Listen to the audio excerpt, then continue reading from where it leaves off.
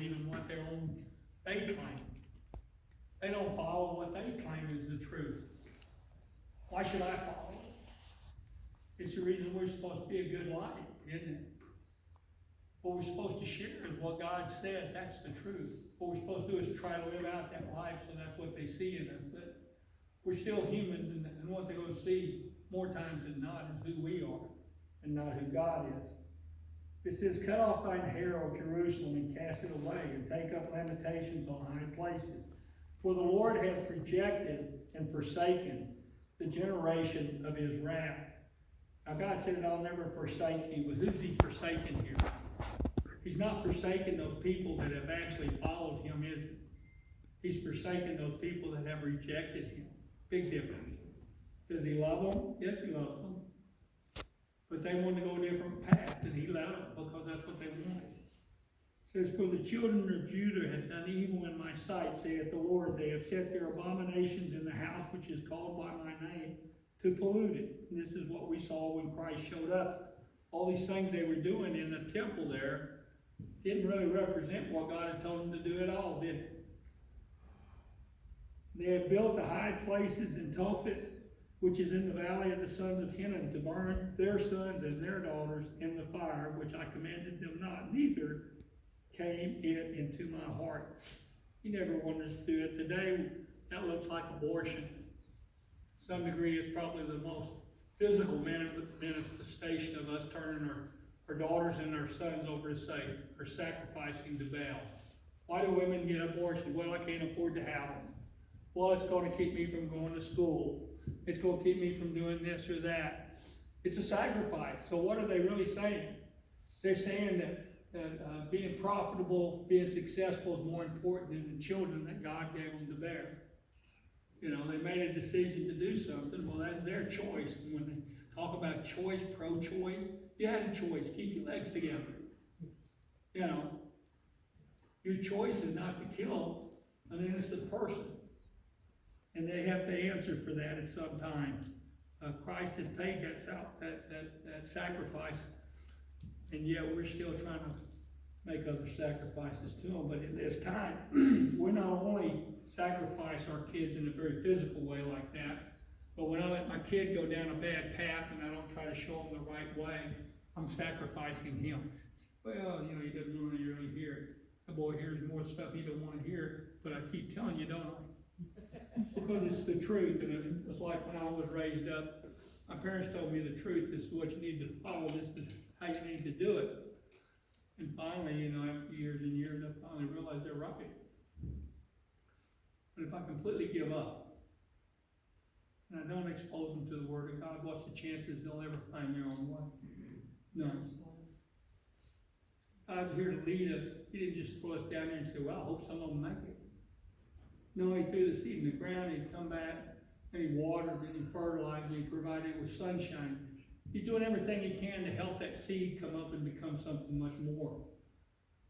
But it's still the responsibility of that seed to do everything he's supposed to do, or she's supposed to do, taking that nourishment, taking that sunshine, so that one day there's a harvest to be had there.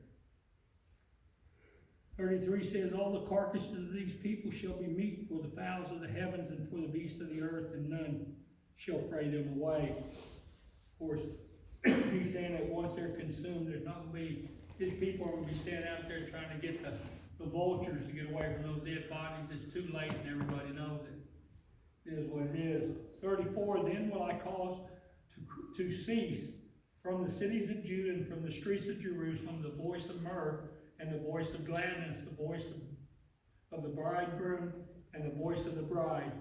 For the land shall be desolate. And that's what it's going to be. He's talking about Jerusalem. He's going to show up and he says that the people that are in Jerusalem, the people that are in the house called by God's name, are all in there because they're bowing down to a false god, the Antichrist. And the reason they bowed down to the Antichrist is because they didn't know who Christ was. You know, you got all these shows right now where some gal, you know, I forget what they call that. I've never actually seen the show, seen the commercial, where, well, this person's just going to marry this total stranger. Some arrangement, you know, it's a whole program. He's going to get married to a total stranger and hope everything works out. How ridiculous. First off, marriage is something of God. You don't play with it. It's real. And you'll be held accountable for it. But the problem is that in the end, who's going to know who the true God is? Who's going to know that that's Christ standing there?